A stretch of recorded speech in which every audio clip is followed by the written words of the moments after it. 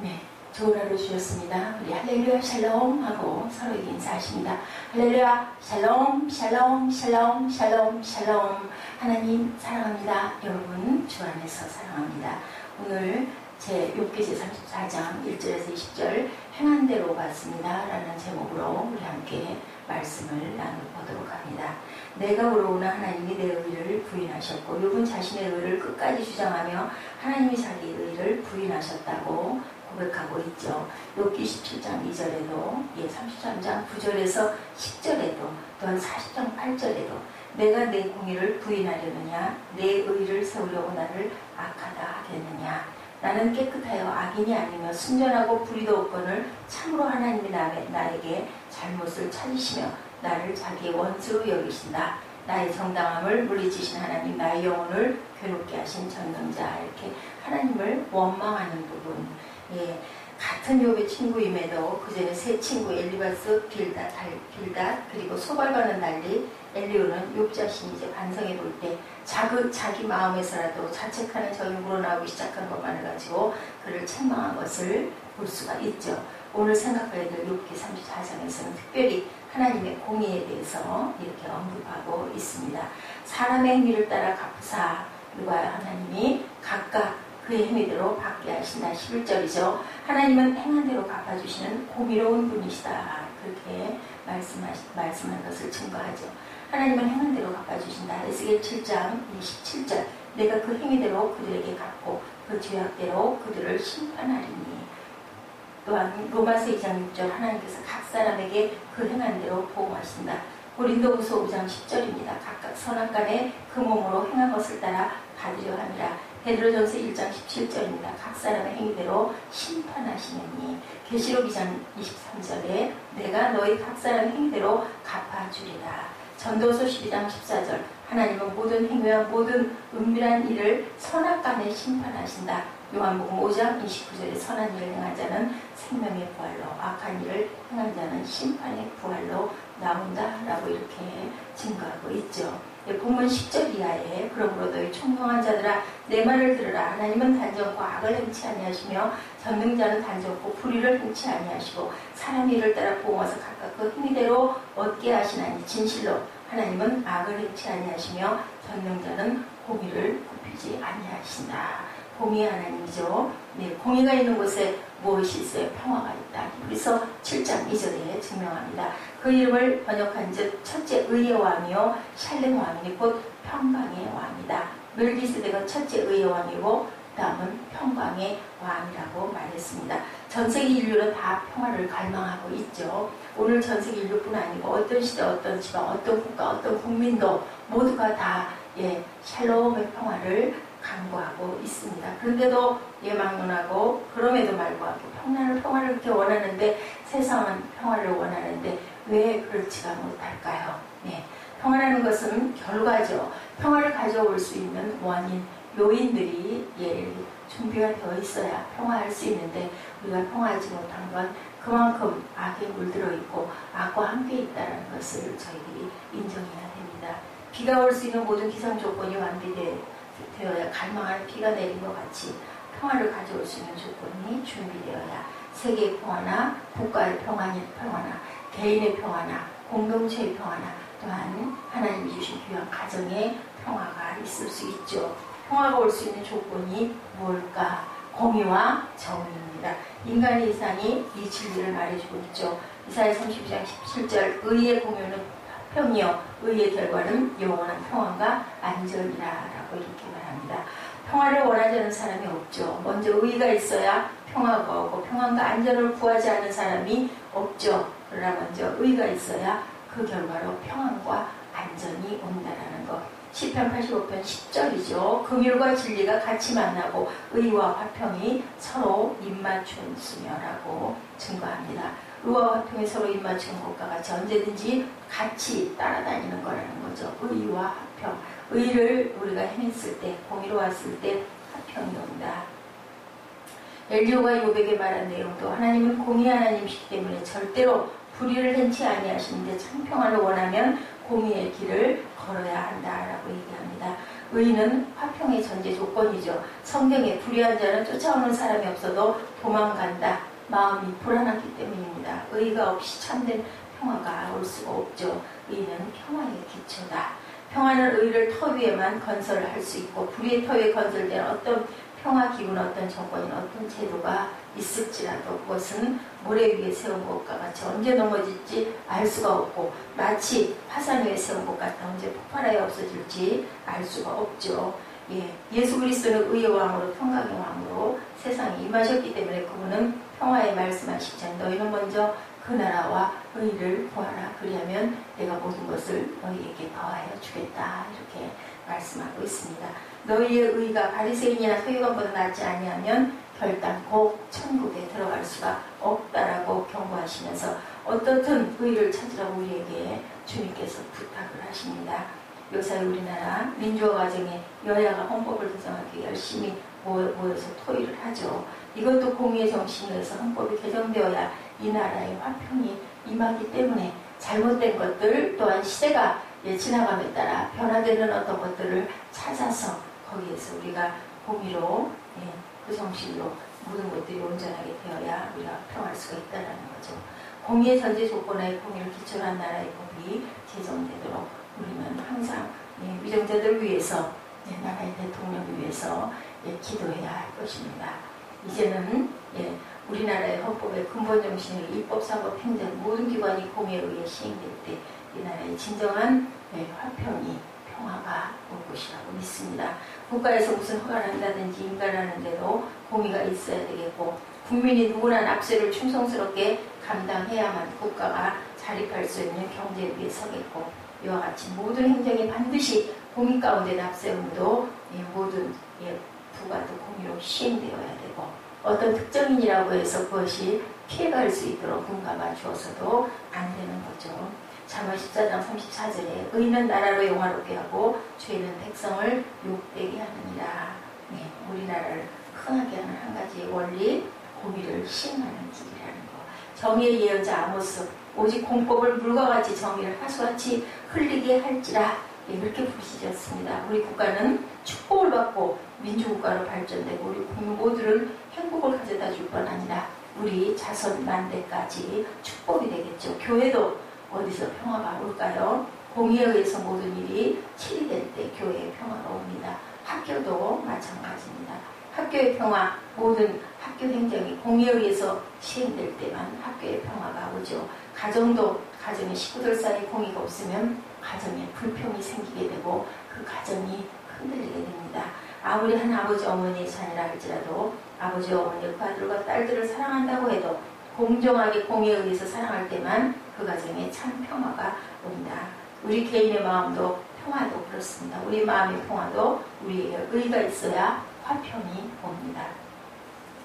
하나님은 공의와 하나님이 까닭에 우리의 생활에 불의가 있으면 제일 먼저 우리 마음에 하나님의 심판이 내리게 되고 우리가 불의한 길로 행하게 되면 어떤 사람이 내게 형벌을 내리기 전에 어떤 사람이 나를 책망하기 전에 제일 먼저 우리 마음이 불안하게 되는 거죠. 이사야 57장 20절에 오직 악인은 능히 안정치 못하나 그물이 진흙과 더러운 것을 솟구쳐내는 바다와 같으니라. 내 하나님의 말씀이 악인에게는 평강이 없다 하셨느니라 라고 말씀하죠. 악한 사람의 마음은 물결이 움직여 바닷속에 있는 진흙과 건물이 솟구쳐 올라와 빙빙 도는 바닷물과 같다. 그렇습니다. 악한 사람에게 주는 하나님의 형벌은 그 마음의 안정이 없고 마음이 깨끗이 못하고 그 마음이 출렁거리고 밤에 잘 때도 잠을 이루지 못하고 음식을 먹어도 맛이 없습니다. 맛을 느끼지 못하죠. 제일 먼저 그 마음이 불안하게 되죠. 우리가 마음의 평화를 얻으려고 하면 의의 길로 돌아서야 되겠죠. 예수께서 이 세상에 오신 것 의의 왕으로 우리에게 의의 그 삶을 주려고 우리 마음에 평안을 주려고 오셨습니다. 그렇기 때문에 주님께서 우리를 위하여 십자가를 지시고 누구진 저를 믿는 사람은 모두 죄에서 용서를 받고 믿음으로 의롭다함을 얻게 되었다는 거죠. 하나님께서 우리의 죄를 용서해 주시고 우리 양심이 깨끗해지면 참된 평화가 우리 마음속에 임할 수 있다. 우리 마음이 불안합니까? 우리 마음 안에 염려와 근심이 있습니까? 우리 마음 안에 이런 분노가 있습니까? 그 모든 것들이 우리가 의롭다 해질 때 하나님께서는 공의로 우리에게 의의 화평을 주신다는 것. 로마서 5장 1절입니다. 그러므로 우리가 믿음으로 의롭다함을 얻었은즉 우리 주 예수 그리스도로 말미암아 하나님으로 더불어 화평을 누리자. 무엇으로 의롭다함을? 예수 그리스도를 믿음으로, 어떤 것을 믿음으로? 나를 위하여 십자가에 돌아가시고 피 흘리시고 그 죄를 다 씻으시고 다시 부활하셨다는 것을 믿음으로 우리는 의롭다함을 입었다라는 거죠. 평안을 너에게 끼치노니 나의 평안을 너에게 주노라. 예수님만 줄 수 있는 평안, 우리의 죄를 용서해 주시고 우리를 의롭다함을 주시고 우리 양심에 또한 참된 평안을 주시는 그 평화. 그것이 어디에서 내려온다고 해요? 찬송에도 있죠. 하늘 위에서 내려오네라고 합니다. 그 평화가 우리를 항상 감싸준다고, 우리 내 영혼에 평화가 있으면 하고 우리 찬양하죠. 우리 490장 한 절만 찬송해 보실까요?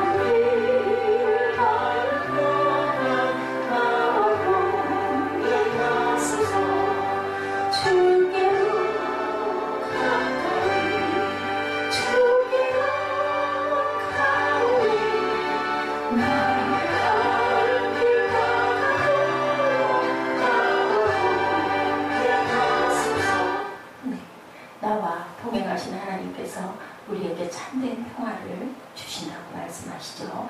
예수님은 의의 왕으로 오셨습니다. 예수님은 평강의 왕으로 우리에게 참된 평안을 주시죠.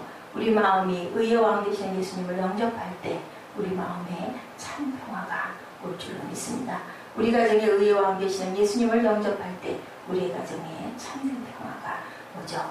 우리 온 민족이 회개하고 의의 왕 되시는 예수 그리스도를 영접할 때 우리 곁 간에 참된 평화가 옵니다. 하나님은 악을 행치 아니하실 뿐 아니라 공의를 굽히지 아니하신다. 사랑하는 하나님이시죠. 하나님의 공의를 굽히시면 사랑하시지 아니하신다. 우리가 공의의 하나님을 따라가야 되겠죠. 나의 영원하신 기업 생명보다 귀하다. 그죠? 하나님은 사람을 사랑하십니다. 그러나 하나님의 공의를 굽히면 사랑하지 아니하시죠. 그것이 십자가입니다. 사랑과 공의를 성취시킨 것이 바로 십자가라는 것. 사람의 일을 따라 보모서 각각 그 행위대로 얻게 하신다라고 11절에도 증거합니다. 갈라디아서 6장 7절에 사람이 무엇으로 심든지 그대로 거두리라. 욥기 34장 11절 말씀과 같은 뜻의 말씀입니다. 바울은 이 진리를 농사하는 데 비유하죠. 인생 전반에 걸쳐 적용되는 질서의 조직의 원리, 심는 것과 거두는 것은 농사를 짓는 데 사용되는 것인데 그것이 바로 무엇이라고요? 우리 인생이라. 사람의 행위를 따라 갚으사 각각 그 행위대로 받게 하신다. 어떻게 보응해요? 악인을 지키는 자에게 주는 복. 레위기 26장 1절에서 13절이죠. 너희가 내 규례와 계명을 준행하면 내 성막을 너희 중에 세우리니 내 마음이 너희를 싫어하지 아니할 것이며 나는 너희 중에 행하여 너희를 하나님이 되고 너희는 내 백성이 될 것이다. 신명기 28장 유명하죠. 1에서 14절 거기에 내가 내 하나님 야훼의 말씀을 청종하면 이 모든 복이 내게 임하며 내게 이른다. 언약을 지키지 않는 자에게는 저주를 준다라고 말씀하죠. 신명기 바로 28장 15절에서 길에 68절까지 내가 오늘 내게 명령하는 그 모든 명령과 규례를 지키 행하지 아니하면 이 모든 저주가 내게 임한다. 내가 죄를 지었사오니 다시는 범죄하지 아니하겠나이다. 이러한 우리 고백이 되어야 됩니다. 온전한 사람은 아무것도 없죠. 너희는 너희 아비 마귀에게서 났으니 너희 아비의 욕심을 너희도 행하고자 하느니라. 너는 처음부터 살인한 자여 진리가 속에 없으므로 진리에 서지 못하고 거짓을 말할 때마다 제 것으로 말한다. 요한복음 8장 44절이죠. 이는 저가 거짓말쟁이요 거짓의 아비가 되었음이니라. 우리 자신을 가지고는 원죄의 그 죄 때문에 거짓의 아비에게서 났다. 그런데 공의의 하나님, 평화의 하나님 오셔서 우리를 위하여 몸짓고 피 흘리고 돌아가심으로 우리가 믿음으로 그것을 믿음으로 말미암아 의롭다 칭함을 입었다라고 합니다. 같은 장 22절에는 거짓 그리스도들과 거짓 선지자들이 일어나 이적과 기사를 행하여 할 수만 있으면 택하신 백성을 미혹해 하려 하리라. 그렇게 경고하고 있죠. 마가복음 13장 22절입니다. 이적과 기사를 행한다고 따라가다가 미혹을 당하는 거죠. 오늘 이 시대야말로 우리 하나님의 자녀들이 근신하고 깨어 기도할 때입니다. 그런데 다 그리스도 이름으로 행하기 때문에 분간하기가 어렵죠. 그래서 우리가 성령의 분별의 영을 받아야 되고 성령의 충만함으로 하나님이 하시는 말씀을 귀 기울여 들을 줄 알아야 됩니다. 사람의 일을 따라 보면서 각각 그 행위대로 얻게 하신다. 바울이 말하죠. 하나님은 마무리 여김을 받지 아니하신다. 행위대로 갚아주신다. 오늘 본문이 말씀합니다. 사람들이 스스로 속일 따름이자 하나님을 속일 수는 없죠. 그들 자신은 심고 거두는 법칙에서 제어될 것이라고 기대할지 모르지만 절대로 콩 심은 데서 콩이 나지 팥이 나지 않는다고 우리 선조들도 그렇게 늘 얘기했습니다. 맹목적으로 씨앗을 심어놓고 결과에 대해서는 눈을 감아버릴 수 있을지 그러나 언젠가는 하나님께서 그 심은 대로 심판을 하시죠. 봄에 심고 여름에 거둘 수도 있고 또한 늦봄에 심어서 가을에 이렇게 거둘 수도 있지만 이런 것들은 금년에 심고 5년 후에 10년 후에 어떤 것은 거두기도 하지만 어떤 것은 내가 심고 다음 때에 거두기도 하지만 어떤 것은 세상에서 심고 저 세상에서 거둡니다. 분명한 것은 심은 것은 반드시 거둘 때가 있다는 것. 이 법칙이 변할 수가 없는 거죠. 자기 육체를 위하여 심는 자는 육체로부터 썩어질 것을 거두고 성령을 위하여 심는 자는 성령으로부터 영생을 거두리라고 이렇게 말씀하죠. 자기 육체를 위하여 심지 않고 무엇을 위하여 영생을 위하여 거두시는 심고 거두시는 저와 여러분 되시기를 주님의 이름으로 축복합니다. 육체와 성령은 우리가 씨를 심는 두 가지로 이렇게 비유되고 있죠. 어디에 무엇을 심느냐에 따라 우리의 수확은 결정이 된다는 것. 절대로 육체를 따라가지 말고 영을 따라가는 여러분도 되시기 바랍니다. 갈라디아 5장에 그리스도인의 의무는 성령을 쫓아 행하는 것이며 6장에는 성령을 위하여 심는 것이다. 이와 같이 성령은 우리가 따라 걸어야 하는 길로 또는 씨 뿌리는 밭으로 비유가 되고 있습니다. 좋은 밭에 좋은 씨를 심어서 귀하고 풍성이 넘치는 알곡을 거둬야 되겠죠. 성령의 밭에 심지 않고 어떻게 성령의 열매를 거두기를 바라겠나. 영국에서 내려오는 내 말 중에 생각을 심고 행동을 거두고 행동을 심어 습관을 거둔다라는 말이 있습니다. 생각을 심고 행동을 거두고 행동을 심어서 습관을 거둔다라는 거죠. 습관을 심어 성격을 거두고 성격을 심어 또한 운명을 거둔다. 이것은 성경적인 교훈입니다. 습관을 심어서 성격이 이루어지고 성격을 심어서 운명을 거두시는 저와 여러분 되시기 바랍니다. 매일매일 사사건건 무엇인가를 심는 생활을 하고 있는데 육체를 위해 심든 성령을 위해 심든 이것은 중요한데 심는 대로 심은 대로 거두리라. 로마서 8장 5절에 육신을 쫓는 자는 육신의 일을 영을 쫓는 자는 영의 일을 생각하나니 육신의 생각은 사망이요 영의 생각은 생명과 평안이라고. 또한 생명은 평안이라고. 여러분들 평안을 원하십니까? 샬롬의 복을 오늘 하루도 받으시고 승리하시기 바랍니다. 육체를 위해 심는 것, 육체가 하고 싶어하는 대로 만족시켜주는 것들, 그것이 바로 육체를 위해 심는 것입니다. 우리가 심는 씨앗은 넓은 의미로 말해 우리의 생각과 행동인데 그리스도에 대한 우리 위의 것을 생각하고 위의 것을 찾아야 되겠죠. 골로새서 3장 1절입니다. 그러므로 너희가 그리스도와 함께 다시 살리심을 받았으면 위의 것을 찾으라. 거기는 그리스도께서 하나님 우편에 앉아 계시느니라 위의 것을 생각하고 땅의 것을 생각하지 말라. 친구를 사귀어도 책을 하나 읽어도 여호와를 활용해도 성령으로 심어야 되겠죠. 예배에 참석하고 기도하고 말씀 듣고 하는 것, 성령을 위해 심는 생활, 이것을 떠나서 성령의 열매를 거둘 수가 없습니다. 누구나 다 두 가지 씨 가운데 한 가지 씨앗을 심고 있죠. 그리고 거두는 것도 두 가지 중에 한 가지를 거둘 수밖에 없습니다. 육체를 위해 심었으면 육체로부터 썩어질 것은 도덕적인 부패와 파탄으로 마침내 패망으로 끝난다라는 것. 세상에서는 그냥 그럭저럭 살았을지 모르지만 영생의 문에 들어갈 수가 없는 것, 그것은 육체로 심은 것들, 영벌에 처해지죠. 성령으로 심으면 성령으로 무엇을 거둬요? 영생을 거둡니다. 도덕적, 영적 성장을 계속해 가겠죠. 우리가 거룩함으로 열매를 맺으려면 두 가지를 해야 되죠. 육체를 위하여 심는 일 하지 말고 성령을 위하여 심는 일을 해야 할 줄로 믿습니다. 씨앗은 하나님의 말씀으로 가르치는 사람이 회중의 마음밭에 심는 거죠. 그리고 둘째 씨앗은 자기의 생각과 행동, 그것으로 육체가 아니면 성령이라는 밭에 그것이 심어집니다. 하나님의 말씀으로 가르치는 사람이 어떻게 해요? 회중의 마음밭에 심는 것, 그것이 바로 씨앗이죠. 그것을 씨앗을 심음을 받고 나면 그 다음에 생각과 행동이 달라져야 되는 거죠. 그래야 바로 성령의 밭에 심어졌다고 볼 수가 있습니다. 셋째 씨앗은 선행이죠. 공동체 안에 다른 사람들의 생애 속에 심어집니다. 이 세 가지 측면에서 어느 하나도 만일이 여김을 받지 아니하십니다. 어떤 경우이건 이 원리는 하나, 하나님을 속일 수가 없다. 호람되어 하나님이 오늘 이 아침도 저와 여러분을 눈동자같이 보고 계시고 우리 마음밭에 어떤 씨가 심어졌나 그것을 바라보고 또한 바라보고 계시죠. 어디로 와라, 내게로 오라. 내가 너에게 값없이 주겠다.